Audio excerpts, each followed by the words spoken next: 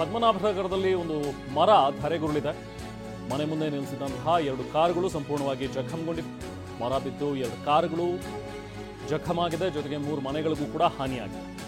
ಮನೆಯ compound, gate ಹಾಗೂ ಕಿಟಕಿಗಳಿಗೆ ಹಾನಿಯಾಗಿದೆ. ಸದ್ಯ ಮರವನ್ನ ತೆರವು ಮಾಡ್ತಾ ಇದ್ದಾರೆ ಬಿಬಿಎಂಪಿ ಅರಣ್ಯ ವಿಭಾಗದ ಸಿಬ್ಬಂದಿ.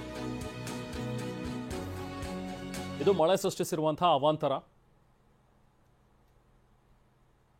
ಇದು ಪದ್ಮನಾಭನಗರದಲ್ಲಿ, ಬೆಂಗಳೂರಿನ ಪದ್ಮನಾಭನಗರದಲ್ಲಿ ಮರ ನೆಲಕ್ಕೆ ಉರುಳಿದೆ.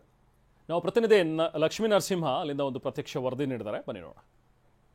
ಕಳೆದ 3-4 ದಿನಗಳಿಂದ ರಾಜಧಾನಿ ಬೆಂಗಳೂರಿನಲ್ಲಿ ಸುರಿತಾ ಇರತಕ್ಕಂಥ ಅಬ್ಬರದ ಧಾರಾಕಾರ ಮಳೆಗೆ ಸಾಕಷ್ಟು ಕಡೆಗಳಲ್ಲಿ ಅವಾಂತರ ಕ್ರಿಯೇಟ್ ಆಗಿದೆ. ಬೆಂಗಳೂರಿನ ಪದ್ಮನಾಭನಗರ 10ನೇ ಕ್ರಾಸ್ 16ನೇ ಮುಖ್ಯ ರಸ್ತೆಯಲ್ಲಿ ಬೃಹತ್ ಮರವೊಂದು ಬುಡ ಸಮೇತ ಧರೆಗೆ ಉರುಳಿದ ಪರಿಣಾಮ ಅಲ್ಲಿರ್ತಕ್ಕಂಥ 6-8 ಮನೆಗಳಿಗೆ ಈಗಾಗಲೇ ಸಾಕಷ್ಟು ಹಾನಿಯಾಗಿದೆ ಅಂತಕ್ಕಂಥದ್ದು ಈಗ ನೀವು ದೃಶ್ಯಾವಳಿಗಳಲ್ಲಿ ಕೂಡ ಗಮನಿಸ್ತಾ ಇದ್ದೀರಾ. ಏನು ನಿನ್ನೆ ರಾತ್ರಿ 11 ಗಂಟೆ ಸುಮಾರಿಗೆ ಈ ಒಂದು ಬೃಹತ್ತಾದ ಒಂದು ಮರ ಬುಡ ಸಮೇತ ರಸ್ತೆಗೆ ಅಥವಾ ಇರ್ತಕ್ಕಂಥ ಮನೆಗಳಿಗೆ ವಾಲಿರ್ತಕ್ಕಂಥದ್ದು. ಈಗಾಗಲೇ ಮನೆಗಳ ಒಂದು ಚಾವಣಿಗಳು ಕೂಡ ಡ್ಯಾಮೇಜ್ ಆಗಿರ್ತಕ್ಕಂಥದ್ದನ್ನ ಗಮನಿಸ್ತಾ ಇದ್ದೀರಾ. ನೀವು ನೋಡ್ತಾ ಇರ್ಬೋದು, ಮನೆ ಮುಂದೆ ನಿಲ್ಲಿಸಿದಂತಹ ಒಂದು ಕಾರು ಇಲ್ಲಿ ಸಂಪೂರ್ಣವಾಗಿ ಜಖಮಾಗಿರ್ತಕ್ಕಂಥದ್ದು. 4 ಕಾರುಗಳಿಗೆ ಹಾನಿಯಾಗಿದೆ. ಅದರಲ್ಲಿ 2 ಕಾರುಗಳು ಸಂಪೂರ್ಣವಾಗಿ ಜಖಮಾಗಿದೆ, ಮತ್ತೆರಡು ಕಾರುಗಳಿಗೆ ಭಾಗಶಃ ಹಾನಿಯಾಗಿದೆ ಅನ್ನೋದು ಕೂಡ ಗೊತ್ತಾಗ್ತಾ ಇದೆ.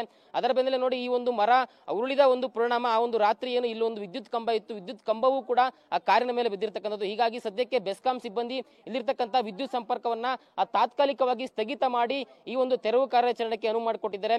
ಒಟ್ಟಾರೆ ಏನು ನಿನ್ನೆ ರಾತ್ರಿ 11 ಗಂಟೆಗೆ ಬಿದ್ದಂತ ಮರದಿಂದಾಗಿ ಇಲ್ಲಿರ್ತಕ್ಕಂಥ ಸುಮಾರು 8 ಮನೆಗಳಿಗೆ ಹಾನಿಯಾಗಿದೆ. ಅದರಲ್ಲೂ ಕೂಡ 2ರಿಂದ 3 ಮನೆಗಳಿಗೆ ತೀವ್ರ ತರದಲ್ಲಿ ಹಾನಿಯಾಗಿದೆ ಅಂತದ್ದು ಕೂಡ ಗೊತ್ತಾಗ್ತಾ ಇದೆ. ನೋಡ್ತಾ ಇರಬಹುದು, ಈಗಾಗಲೇ ಕೂಡ ಬಿಬಿಎಂಪಿ ಅರಣ್ಯ ವಿಭಾಗ ಮರಗಳನ್ನ ಕತ್ತರಿಸುವಂತ ಕಾರ್ಯದಲ್ಲಿ ನಿರತರಾಗಿದ್ದಾರೆ. ನನ್ನ ಜೊತೆ ಇಲ್ಲೊಬ್ರು ಮಾಜಿ ಕಾರ್ಪೊರೇಟರ್ ಕೂಡ ಇದ್ದಾರೆ, ಅವ್ರನ್ನ ಕೂಡ ಮಾತಾಡ್ತೀನಿ. ಸರ್, ಈ ಒಂದು ಘಟನೆ ಸುಮಾರು ಎಷ್ಟು ಗಂಟೆಗೆ ನಡೀತು, ಎಷ್ಟು ಗಂಟೆಗೆ ಮಾಹಿತಿ ಕೊಟ್ಟರು, ಏನೇನ್ ಆಗ್ತಾ ಇದೆ ಅಂತ? ಸರ್, ಇದು ಸುಮಾರು ರಾತ್ರಿ 11 ಗಂಟೆಗೆ ಸುಮಾರಿಗೆ ಮರ ಬಿತ್ತು.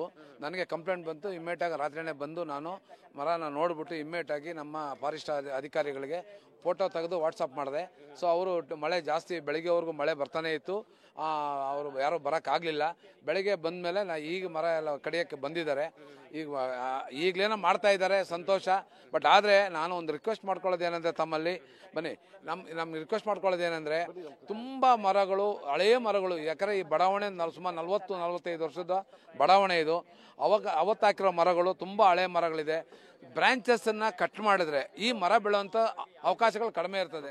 ಕಾರ್ಪೊರೇಷನಲ್ಲಿ ಎಲ್ಲದಕ್ಕೂ ನಮಗೆ ಪರ್ಮಿಷನ್ ಎಲ್ಲ ಕಡಿಯೋದಕ್ಕೆ ಅಂತ ಹೇಳ್ತಾರೆ ಅವರು.